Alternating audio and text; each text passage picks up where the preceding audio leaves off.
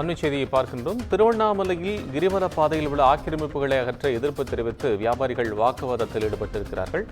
தொடர்பான விவரங்களுடன் செய்தியாளர் மணிகண்டன் இணைப்பில். மணிகண்டன், உங்கள் விவரம்.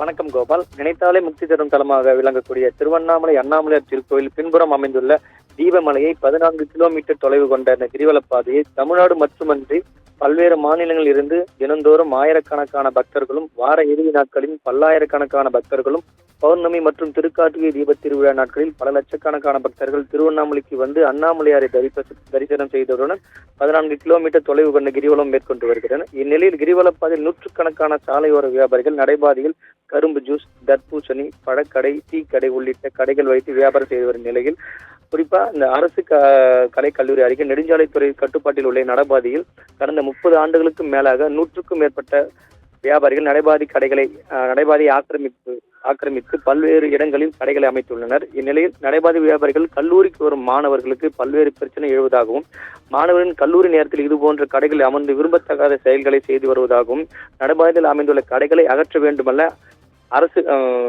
வேண்டுமென அரசு கலைக்கல்லூரி முதல்வரிடம் புகார் அளித்துள்ளனர். இதன் அடிப்படையில் கடந்த 2 தினங்களாகவே கடைகளை அகற்றுவதாக கூறி நெடுஞ்சாலைத்துறையினர் கடை வியாபாரிகள் தகவல் தெரிவித்த நிலையில் கடைகளை இன்று வரை அகற்றாததால் ஜேசிபி இயந்திரத்தோடு இன்று வந்த நெடுஞ்சாலைத்துறையினர் கடைகளை அகற்ற முயற்சி செய்தபோது நடைபாதை வியாபாரிகள் திடீரென சாலை மறியலில் முயற்சித்தனர்.